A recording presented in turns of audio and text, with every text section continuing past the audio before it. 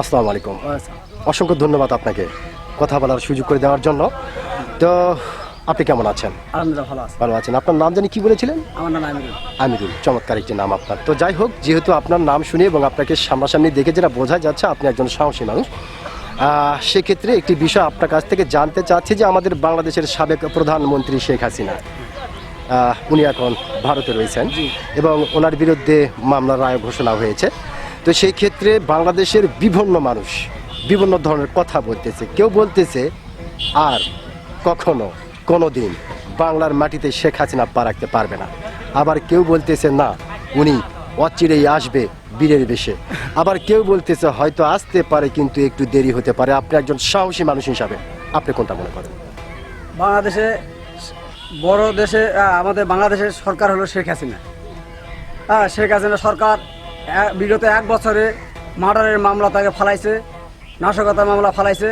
1 বছরে কেমনে তার ফাঁসি হয়, ফাঁসি রায় কেমনে হয়? যদি এইরকম 1 বছর ফাঁসি রায় হয় তাহলে আপনার হলো বিভিন্ন লোক 10 বছর 15 বছর ফাঁসি রায় কোনো কেউ খাটতেছে না।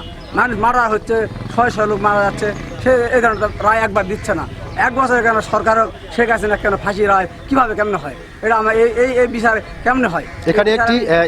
এখানে একটি বিষয় আপনাকে মনে করে দেয়, সেটা হচ্ছে যে সম্ভবত এই যে আন্তর্জাতিক ট্রাইব্যুনালটি যেটা গঠন হয়েছে সেটা মনে হয় সম্ভবত শেখ হাসিনা নিজের হাতেই এই ট্রাইব্যুনালটি গঠন করেছিল। তো সেই ট্রাইব্যুনালেই তো শেখ হাসিনার বিচার হয়েছে। সেক্ষেত্রে আপনার মতামতটা কি? 1 বছরে ফাঁসি রায় হয় আর 1 বছর মার্ডারের মামলা কোনো রায় হয়?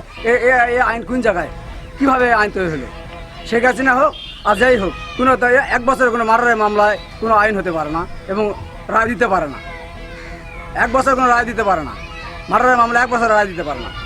কত নিম্ন কতক্ষণ সময় লাগতে পারে? নিম্ন তো আপনার মার্ডারের মামলা হতে মানুষ মারছে কেউ, ওই মানুষ মারে রায় হবে। নিম্ন হতে বিচারের রায় যতদিন বিচার চলবে তবে শেষে একটা রায় আছে, শেষে একটা রায় আছে, সেই রায়ে কার্যক্রম শুরু হবে। তার অপরাধ যাই করে অপরাধের ফাঁসি হবে, সমস্যা নেই। তখন আর কি 1 বছরে কেমনে একটা মার্ডারের মামলা রায় হয়? আমি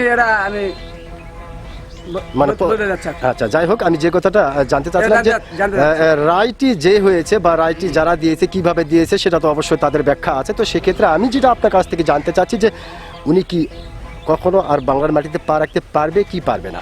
সরকার এই মুহূর্তে থেকে এখন ভারতে আছে, তারা সময় মতনই প্রসেস করে চলে আসবে বাংলাদেশে। প্রসেস তৈরি করা পেলে চলে আসবে, প্রসেস তৈরি করা না পেলে আসবে না। অসংখ্য ধন্যবাদ আপনাকে, অসংখ্য ধন্যবাদ। তার মানে আপনি যেটা বোঝাতে চাচ্ছেন যে প্রসেস হলেই উনি চলে আসবে, আর যদি প্রসেস হতে একটু দেরি হয় তাহলে দেরিতে আসবে, আর যদি প্রসেস না করতে পারে তাহলে তো কিছু করার নেই। অসংখ্য ধন্যবাদ আপনাকে।